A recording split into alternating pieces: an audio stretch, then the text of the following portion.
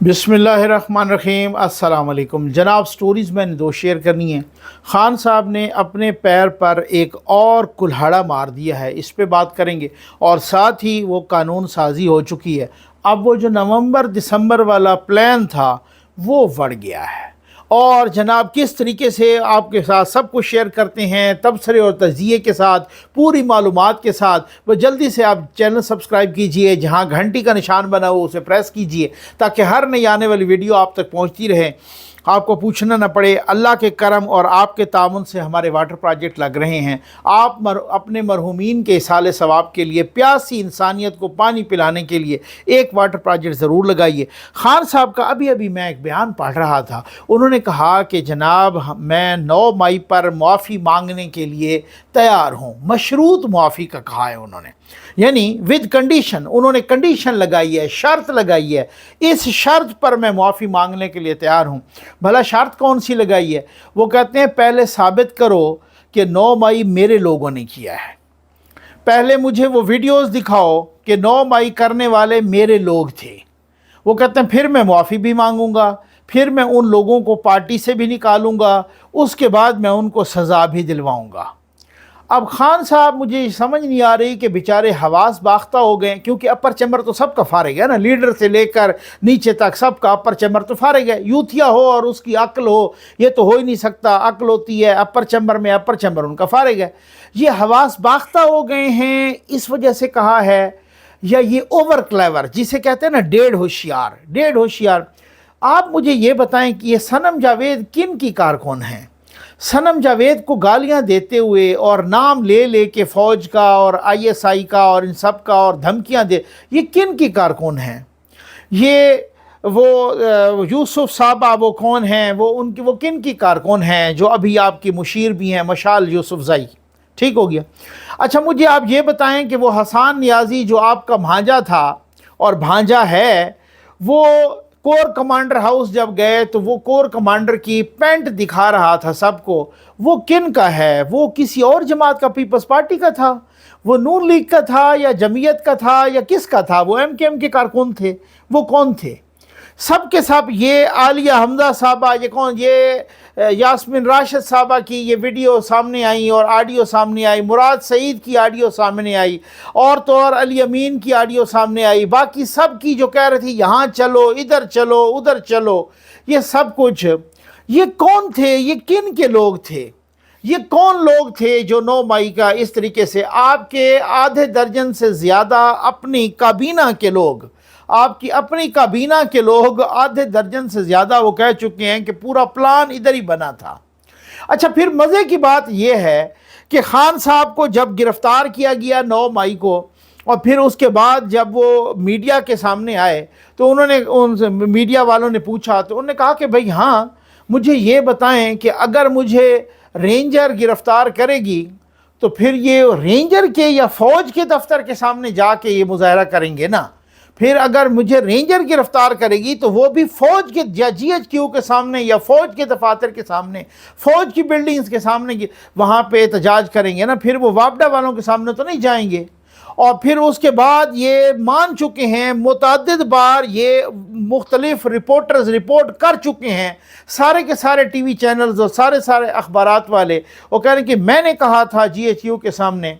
अब वो कहते हैं कि पुरअमन, अच्छा चलो आपने, मैं मान लेता हूँ कि पुरअमन कहा, वहाँ वो पुरअमन नहीं रहे, तो फिर कौन ज़िम्मेदार है?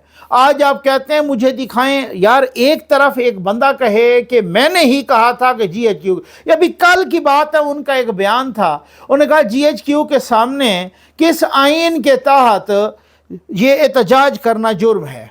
अब मुझे आप अंदाज़ा करें, अब आप ज़रा बताएं ज़रा, ये कल वो कह रहे हैं कि जीएचक्यू के सामने को एहतजाज करना जुर्म है, और आप आज वो कह रहे हैं कि वो साबित करें कि वो मेरे लोग थे। ये किस, सुबह एक बयान, दोपहर को दूसरा बयान, शाम को तीसरा बयान। कोई यूथिया पूछता नहीं है बे सर वो वाला ठीक है या ये वाला ठीक है। एक बात है ना, अगर किसी का सगा वालिद भी कोई बात कर रहा हो ना, वो सुबह एक और करे, दोपहर को और करे और शाम को, और तीनों बातें एक दूसरे के उलट हों और एक ही मौजू से मुताल्लिक हों, उससे अपनी औलाद भी पूछ लेगी कि बाबा जान ये क्या मसला है, आप सुबह ठीक कह रहे थे या दोपहर को या शाम को ठीक कह रहे थे? आप आखिर क्या कहना क्या चाहते हैं? لیکن یوتھیے کو اس طریقہ سے شخصیت پرستی میں مبتلا ہیں کہ انہوں نے پوچھنا نہیں ہے، بے خان صاحب یہ آپ نے کہا تھا کہ اگر مجھے گرفتار رینجر کرے گی تو میرے کارکن وہیں پہ احتجاج کریں گے نا، کسی اور دفتر کے سامنے تو نہیں کریں گے۔ اور ساتھ یہ بھی کہا کہ اگر مجھے دوبارہ رینجر گرفتار کرے گی یا فوج کرے گی نا تو یہ دوبارہ ایسے ہی ہوگا پھر۔ اور آج وہ کہتے ہیں کہ پہلے وہ ثابت کرو کہ وہ میرے کارکن تھے۔ اب اگر ایک بندہ ایک ہی موضوع پر دو الٹ باتیں کر رہا ہے، اس سے پوچھنے والا کوئی نہیں ہے، آپ حواس باختہ ہو گئے ہو، آپ اپنی عقل کھو چکے ہو، یا آپ زیادہ اوور کلیور بننے کی کوشش کر رہے ہو۔ اس کی وجہ میں آپ کو بتاتا ہوں۔ یہ چاند روز پہلے انہوں نے جناب حافظ صاحب ہمارے بھائی ہیں، اور یہ ہم تو بس بھائی ہیں، اور یہ تو نون لیگ اور پیپلز پارٹی ہے، یہ ہم میں گڑبڑ کرانا چاہتی ہے، ادروائز میں تو بچپنے میں ان کے ساتھ کھیلتا رہا ہوں، وہ تو میرا لنگوٹیا یار ہے۔ ٹھیک ہو گیا نا؟ تو اب وہاں سے کوئی جواب آیا نہیں ہے، وہاں سے ریجیکٹ ہو گئی سارا کچھ۔ انہوں نے کہا جی آپ وہ D G I S P R نے بھی کہا کہ پہلے معافی مانگو۔ اب اگر یہ قوم کے سامنے معافی مانگتا ہے تو پھر تو شرمندہ ہوتا ہے، بھئی یار یہ تو معافی مانگتا ہے، اور معافی بذات خود ایک اعتراف جرم ہوگا۔ اور اگر معافی مانگے اور پھر اس کے بعد تو کنفرم ہو جائے گا کہ جی خود ہی معافی مانگی ہے کہ ہم تھے اور یہ سب کچھ گڑبڑ کرنے والے ہم تھے، اور وہ پکڑے گئے ہیں۔ آج کل سوشل میڈیا کا زمانہ ہے بھائی، ایک ایک کی آڈیو، ایک ایک کی ویڈیو، آپ سوٹیاں لے کے آپ گالیاں، ننگی گالیاں اور دے رہے تھے اور جا رہے تھے سارے، یہ صنم جاوید ہو یا باقی دوسرے تیسرے ہوں جو بھی ہوں، وہ حسان نیازی ہو یا کوئی بھی ہو۔ تو اب میں آپ کو بتاؤں کہ اب آپ اندازہ کیجئے کہ یہ ساری سوشل میڈیا تو کسی کو نہیں چھوڑتا، یہ سب کو دکھا۔ آپ کا کیا خیال ہے کہ آپ سوشل میڈیا کو ایکسپلائٹ کر کے اگر آپ اس طرح کا اودھم مچاؤ گے تو سوشل میڈیا آپ کو معاف کرے گا؟ آپ کو بھی نہیں معاف کرے گا۔ اس وقت تو آپ نے کہا نا شاید کوئی انقلاب آ رہا ہے، اور اگر یہ آ جاتا تو وہ والی بات ہے، وہ پھر انقلاب۔ میں آپ کو ایک چھوٹی سی مثال دوں کہ ادھر نا دیہاتوں میں، وہاں پر یہ چھوٹا شہر ہو نا، ڈیرہ اسماعیل خان، وہاں یہ ہر جگہ پہ ہوتے ہیں یہ جہاز، یہ بھنگی چرسی وغیرہ، ٹھیک ہو گیا نا، یہ پوڈری۔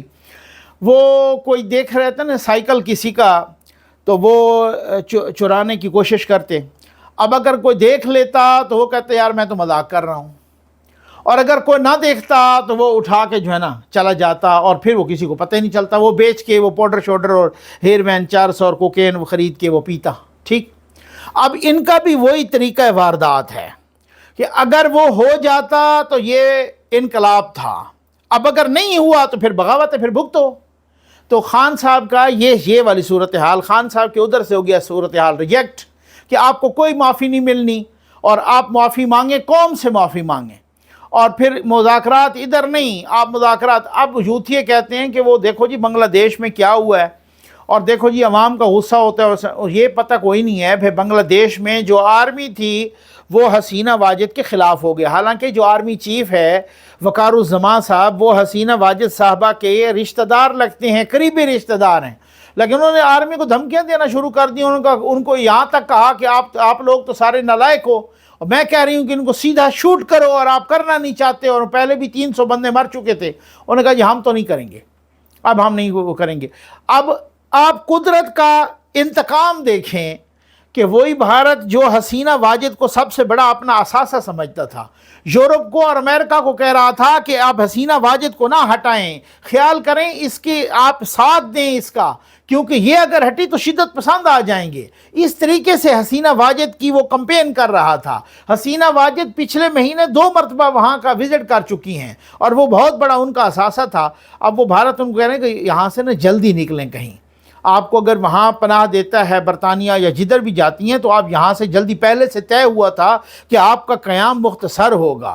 حسینہ واجد گئیں تو ان کے میڈیا نے شور مچانا شروع کر دیا، کسی کے کہنے پر، ظاہر ہے ان کی ایجنسیوں اور ان کی حکومت کے کہنے پر، کہ جناب شور مچانا شروع کر دیا کہ انہوں نے کہا کہ جی آج رات 1 بجے حسینہ واجد برطانیہ کے لیے روانہ ہو جائیں گی، لیکن روانہ وہ نہیں ہو سکیں۔ اب حسینہ واجد نے زور لگایا، ان کے سارے لوگوں نے کسی طریقے سے نریندر مودی کے ساتھ ملاقات ہو جائے، وہ ابھی تک تو ملاقات بھی نہیں ہو پائی۔ اب کل کا مجھے نہیں پتا اس کی وجہ کیا ہے۔ اس کی وجہ یہ ہے کہ بھارت چاہتا ہے کہ اگر یہ جتنا دیر یہ زیادہ یہاں پہ قیام کریں گی تو اب ہماری جو نئی حکومت بننے لگی ہے وہاں بنگلہ دیش میں، ان کے ساتھ تعلقات قائم کرنے میں بڑی مشکل پیدا ہوگی۔ تو اس وجہ سے حسینہ واجد کو کہا گیا ہے، پیغام پہنچا دیا گیا ہے، میسج کر دیا گیا ہے کہ بی بی یہاں سے جتنا جلدی ممکن ہو سکے آپ نکلیں۔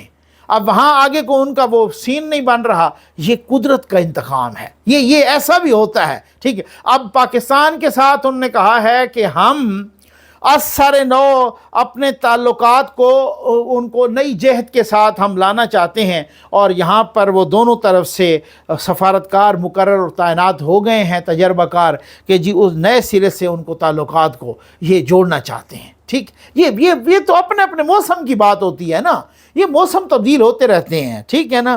یہ ہو سکتا ہے 24 موسم ہو، وہ خان صاحب نے تو کہا تھا نا کہ 12 موسم ہوتے ہیں، اب پتہ نہیں وہ گن کے دکھائے نا 12 موسم ہوتے کون سے ہیں۔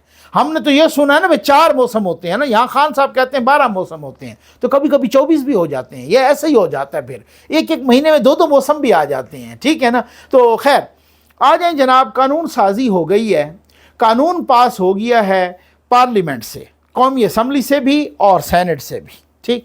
بڑا مزے کا قانون پاس ہوا ہے بھائی، میں بتاتا ہوں۔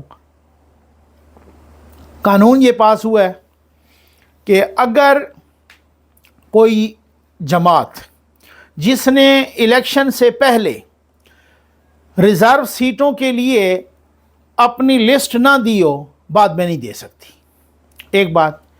دوسری بات کہ اگر کوئی الیکشن سے پہلے اپنا ڈکلیریشن نہ دے پارٹی کا کہ یہ میں اس پارٹی کی طرف سے لڑ رہا ہوں، اگر وہ ڈکلیریشن نہیں جمع کرواتا، سرٹیفکیٹ جمع نہیں کرواتا ریٹرننگ آفیسر کے پاس، بعد میں نہیں ہو سکتا، ٹھیک، اس کو آزاد تصور کیا جائے گا۔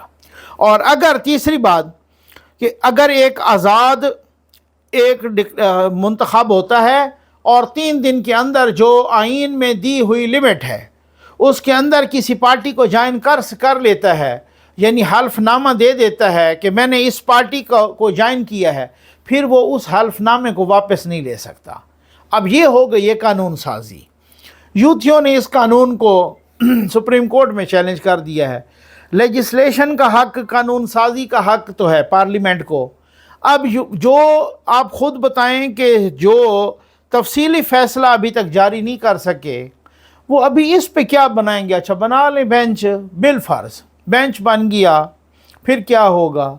قانون سازی کو اگر سٹرائک ڈاؤن کریں گے تو پارلیمنٹ پھر کھڑی ہو جائے گی۔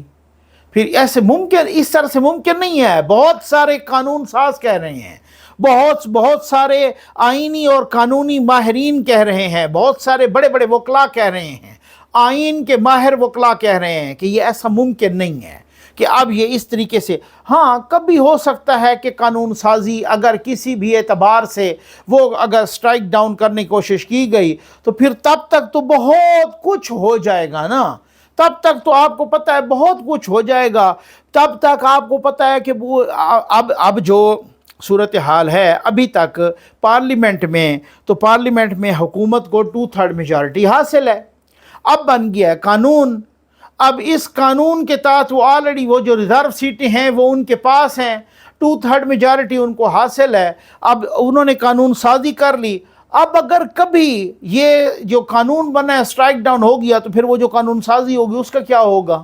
اور اگر وہ جو قانون سازی ہوئی ہوگی وہ کیسے سٹرائک ڈاؤن ہوگی؟ یہ بڑا ایک کمپلیکیٹڈ سا سسٹم بن گیا ہے۔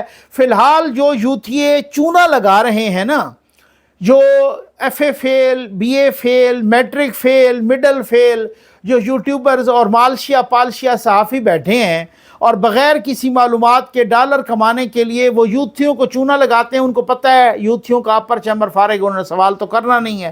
ہم اس یوتھیے کہہ رہے ہوتے ہیں جی بس خان صاحب باہر آئے، اور مطلب ایک تو میں نے یوتھیے کو سنا کہتے ہیں اگلے ہفتے باہر آ رہے ہیں، اس سے اگلے ہفتے وزیر اعظم بن رہے ہیں۔ بھئی کیا کوئی جادو سے بنائے گا؟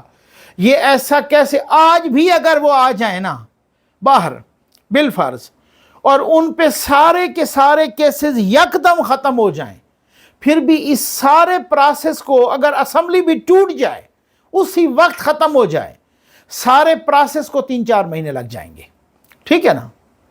لیکن یوتھی ہیں وہ اپر چیمبر ان کا خالی ہے، ان کو لوگ کہتے ہیں جناب اپنے وہ مفاد کے لیے اور ڈالر کمانے کے لیے کہ دیکھو خان صاحب اگلے ہفتے باہر آئیں گے، اس سے اگلے ہفتے وہ وزیر اعظم بن جائیں گے۔ وہ مان لیتے ہیں، وہ ادھر سے بھنگڑے ڈالنا شروع کر دیتے ہیں۔ تو بھائی بات یہ ہے، صورتحال یہ میں آپ کو اس وجہ سے بتا رہا ہوں، ہم تو کبھی بھی تحریک انصاف کے دوستوں کو، چلو میں یوتھیہ نہیں کہتا تو میں ہمدردانہ انداز میں تحریک انصاف کے دوستوں کو چونا نہیں لگاتے، میں تو ان کو اب بھی آج بھی ان کا ہمدرد بن کے بھائی کے طور پہ کہہ رہا ہوں کہ بھائی ایسا نہیں ہونے لگا، خان صاحب باہر نہیں آنے لگے، ابھی خان صاحب کی اڈیالہ یاترا لمبی ہے، یہ میں آپ کو بتا دوں، باقی آپ کی مرضی ہے، آپ جو بھی چونا لگاتا ہے آپ ان کے چلتے رہیں، تو آپ کی مرضی ہے۔ امید ہے آپ کو ویڈیو پسند آئی ہوگی۔ آپ کو بہت بہت شکریہ۔